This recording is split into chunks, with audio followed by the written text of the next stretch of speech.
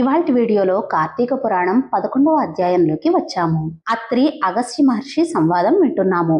నిన్నటి 10వ అధ్యాయంలో మనం పురంజయుడు కథ విన్నాం కదండి, కొంచెం చెప్పాను. దాని కంటిన్యూషన్ పూర్తి పార్ట్ అంతా కూడా ఇవాల్టి వీడియోలో అంటే 11వ అధ్యాయంలో ఉంటుంది. అత్రి అగస్త్య మహర్షి ఈ విధంగా సాధారణమైన దుమ్మిగా అంటే యుద్ధంలో ఏం జరిగిందో చెప్తున్నారు. ప్రారంభమై ఆ సమరం ఒక మహాయుద్ధంగా మారింది. ప్రారంభమైన కాసేపటికే ఒక మహాయుద్ధంగా మారిందట. అస్త్ర శస్త్రాలతో, పదునైన బాణాలతో, వాడి అయిన శూలాలతో, చేతికి దొరికిన ఆయుధాలన్నీ వాడి యుద్ధం చేశారు. సకల సమరంలో కాంబోజీ రాజులు 300 బాణాలు ప్రయోగించి పురంజయుడి గొడుగును, జెండాని, రథాన్ని కొలగొట్టాడు.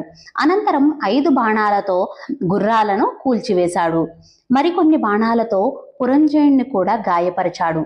అందుకు కోపించిన పురంజయుడు బ్రహ్మాస్త్ర మంత్రంతో అభిమంత్రించిన పదునైన 10 బాణాలను కాంబోజీ రాజుకు కవచాన్ని చీల్చి గుండెల్లోకి దిగబడ్డాయి. ఒక 10 బాణాలు మాత్రం బ్రహ్మాస్త్ర మంత్రంతో అభిమంత్రించిన బాణాలను కాంబోజీ రాజుకు గుండెల్లో దిగబడ్డాయట.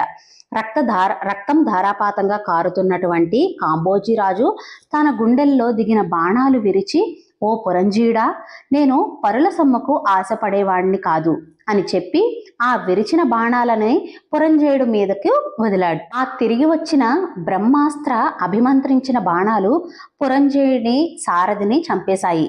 అతని ధనస్సును ముక్కలు చేశాయి. పురంజయుడిని మరింతగా గాయపరిచాయి. కార్తీక పురాణం 11వ అధ్యాయం పూర్తిగా వీడియో అనేది అప్లోడ్ చేశానండి. ఆ వీడియో లింక్ మన ఛానల్ పేరు కింద ఇస్తున్నాను, క్లిక్ చేసి చూడగలరు. ఈ కార్తీక మాసంలో కార్తీక పురాణం చదవలేకపోయినా విన్నా ఎంతో పుణ్యఫలం.